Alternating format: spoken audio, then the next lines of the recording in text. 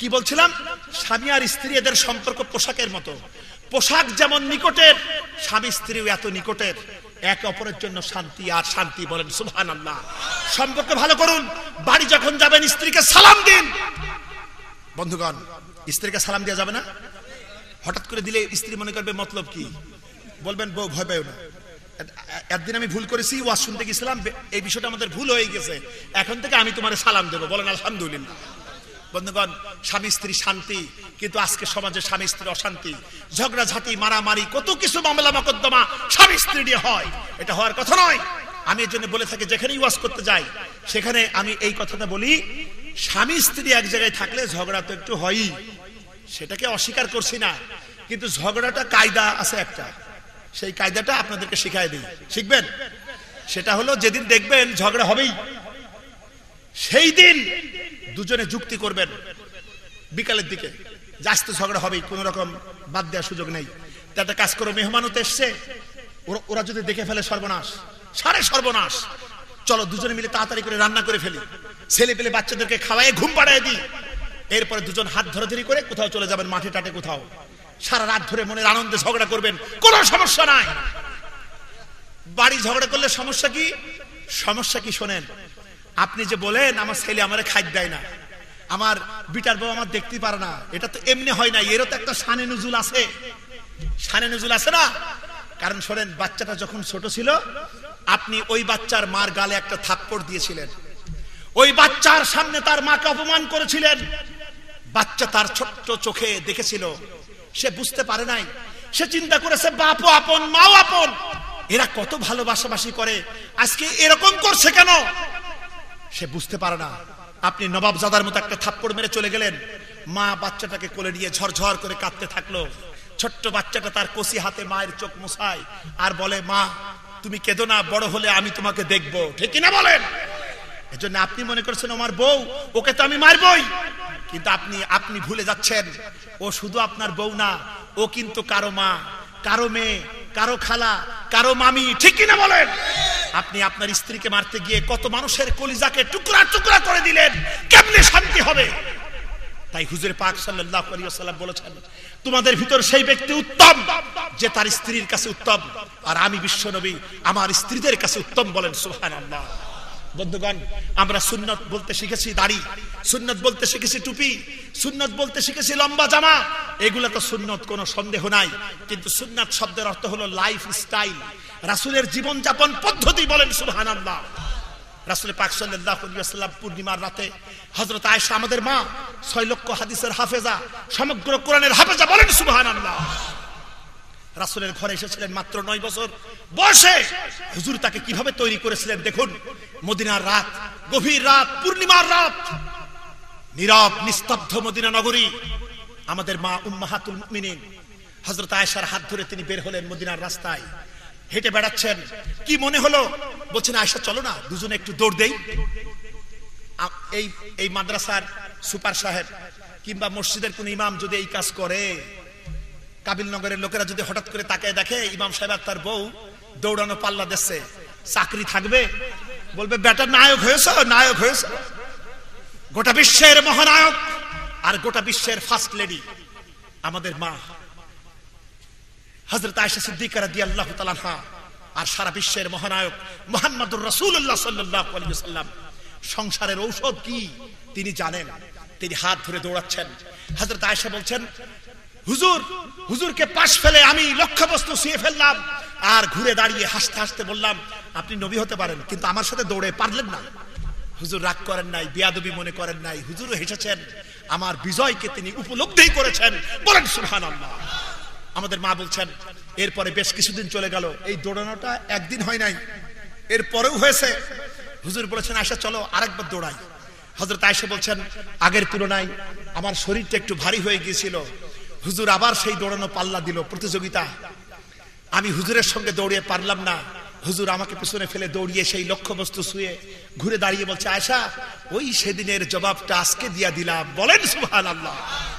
দাম্পত্য জীবনের এই শান্তি, এই সুখ, এই সমৃদ্ধি ছিল বলে স্বামী শুধু একা ভালোবাসে নাই, বউ ভালোবেসেছে, ঠিক কিনা বলেন?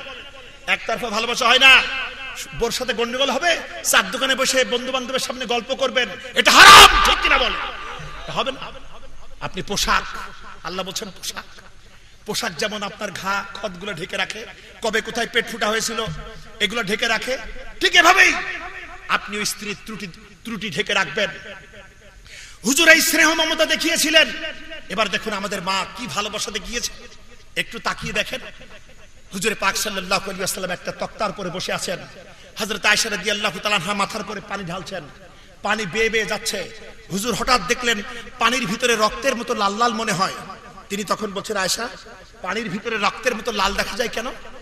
আমাদের মা অত্যন্ত শান্তভাবে বলছেন, ইয়া রাসূলুল্লাহ সাল্লাল্লাহু আলাইহি ওয়াসাল্লাম, আপনি যখন এই তক্তাটার উপরে বসেছিলেন, আমার অজান্তে আমার পায়ের একটা আঙ্গুল তক্তার নিচে পড়েছিল, বোধহয় তক্তার চাপে আমার আঙুলটা ফেটে গেছে, সেখান থেকেই বোধহয় রক্ত বেরোচ্ছে। বিশ্ব নবী, মানবতার মহানবী, রহমতের নবী, তিনি বলছেন, আয়েশা তোমার পা ফেটেছে, তুমি আমাকে বলনি কেন? এই বলে হুজুর সঙ্গে সঙ্গে লাফ দিয়ে দাঁড়ালেন। হযরত আয়েশা রাদিয়াল্লাহু তাআলা আনহা বলছে, হুজুর এটা তো সামান্য আঙুল ফাটা যন্ত্রণা, এর থেকে যদি আমি আয়েশার কলিজাটা ছাই ভস্ম হয়ে যেত, তবু আল্লাহর নবীকে এখান থেকে উঠতে বলতে পারতাম না। বল আল্লাহু আকবার। কত সুন্দর সংসার। তাই হুজুর বলেছেন, তোমাদের ভিতরে সেই ব্যক্তি উত্তম যে তার স্ত্রীর কাছে উত্তম, আর আমি বিশ্ব নবী আমার স্ত্রীদের কাছে উত্তম। বলেন সুবহানাল্লাহ। সুতরাং দাম্পত্য জীবন ইবাদত, পারিবারিক জীবন ইবাদত। পারিবারিক জীবনে রয়েছে আমাদের বাপ মা, আমাদের সন্তান, ঠিক কিনা বলেন? কোরআনে কারীমে সূরা বানী ইসরাঈল সূরা নম্বর 17 আয়াতে কারীমা হচ্ছে 23, 24, 25। এখানে আল্লাহ বলেছেন, ওয়া কাদা রাব্বুকা আল্লা তা'বুদু ইল্লা ইয়্যাহু ওয়া বিল ওয়ালিদাইনি ইহসানা। আমি মানুষকে নির্দেশ দিয়েছি একমাত্র আল্লাহর গোলামি করো, এরপর তোমার মা বাপের গোলামি করো। বলেন আলহামদুলিল্লাহ। সুতরাং পিতামাতাকে সম্মান করতে হবে, তাদেরকে ভক্তি করতে হবে, তাদের প্রয়োজন মিটাতে হবে, তাদের সুখে দুঃখে কাজে লাগাতে হবে।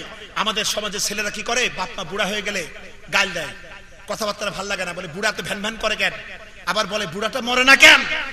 এরকম আপনারা শোনেন না? আপনারা আপনি একটু চিন্তা করুন, আজকে নাই কত সুন্দর আলো, কত সুন্দর দুনিয়া, রাস্তাঘাট ভালো।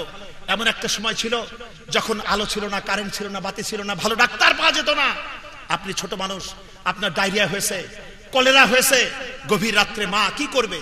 গ্রাম্য মা কোন রকম কিছু লতাপাতা বেটে আপনারা খাইয়েছে, সারা রাত বুকের উষ্ণতা দিয়ে আপনাকে গরম করেছে, আর জায়নামাজ বিছিয়ে দোয়া করেছে, আল্লাহ আমার জীবনের বিনিময় হলেও আমার বাচ্চাটাকে তুমি বাঁচায় দাও, ঠিক কিনা বলে? এজন্য আমরা কি পড়বো? পড়েন আমার সাথে, রব্বিরহামহুমা কামা রব্বায়ানি সাগীরা, রব্বিরহামহুমা কামা রব্বায়ানি সাগীরা। সম্মানিত ভাই এবং বোনেরা, আমি আমার আলোচনার শেষ পর্যায়ে চলে এসেছি। এখন আমি আমার আলোচনাটা ফিনিশিং টানতে চাই, শেষ করতে চাই। তাহলেই আমার এই কথাবার্তা দ্বারা আপনারা বুঝতে পারলেন মানব জীবনের কোনো কিছু ইবাদত থেকে খালি নয়, সব ইবাদত, ঠিক কিনা বলেন? যদি আমি আল্লাহ এবং তার রাসূলের নিয়ম অনুযায়ী করতে পারি। এই কথা কি আপনাদের সামনে পরিষ্কার হয়েছে? বন্ধুগণ, শেষ কথা হলো এই যে এই ইবাদত কতদিন করবেন? এই ইবাদত কতদিন করবেন? চাকরি যারা করে তাদের তো একটা রিটায়ার্ড লাইফ আছে, আছে না? এই ইবাদত কতদিন করবেন? কোরআনে কারীমে সূরাতুল হিজর সূরা নম্বর 15 আয়াতে কারীমা হচ্ছে 99। আল্লাহ পাক বলেন, ওয়া'বুদ রাব্বাকা হাত্তা ইয়াতিয়াকাল ইয়াকিন, মৃত্যু পর্যন্ত আমার গোলামি কর। বল আলহামদুলিল্লাহ। বন্ধুগণ, কি লাভ হবে? সারা মৃত্যু পর্যন্ত গোলাম হলে কি লাভ হবে? কোরআনে কারীমে সূরাতুল ফজর সূরা নম্বর 89 আয়াত নম্বর 29, 30 আল্লাহ পাক বলছেন কি লাভ হবে শোনো। যারা এইভাবে ইবাদত করবে তাদেরকে আল্লাহ জান্নাতের সামনে নিয়ে বলবেন, ফাদখুলি ফি ইবাদি ওয়াদখুলিল জান্নাতি, আমার বান্দা হয়ে যা আর জান্নাতে ঢুকে পড়। বল আল্লাহু আকবার।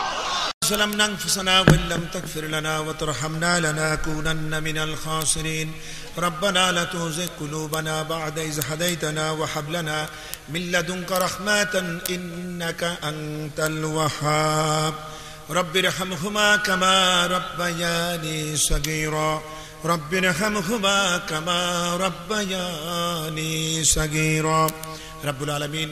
সেই আসরের পর থেকে শুরু করে গভীর রাত পর্যন্ত তোমার কোরআনের আলোচনা হয়েছে, তোমার হাবিবের সুন্নাহর আলোচনা হয়েছে। আল্লাহর সওয়াবটুকুন হুজুরে পূর্ণর সাল্লাল্লাহু আলাইহি ওয়াসাল্লামের রওজা মুবারকে পৌঁছিয়ে দাও। সারা পৃথিবীর মাটির নিচে যত মুমিন মুমিনা যারা ঈমান নিয়ে বিদায় হয়ে গেছে, কবরে যদি আযাব থাকে মেহেরবানি করে মাফ করে দাও। রব্বুল আলামিন আমরা যারা হাত তুলেছি আমাদের মধ্য থেকে মা বাপ যাদের দুনিয়া থেকে বিদায় হয়ে গেছে, আল্লাহ তুমি তাদেরকে ক্ষমা করে দাও।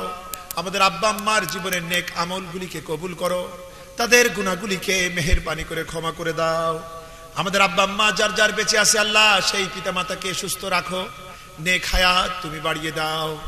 এই মাহফিলের আয়োজন যারা করেছেন শোনার জন্য, যারা দূর দূরান্ত থেকে ছুটে এসেছিলেন, আল্লাহ মেহেরবানি করে প্রত্যেকের হৃদয়ের জায়েজ আশা তুমি কবুল করে নাও।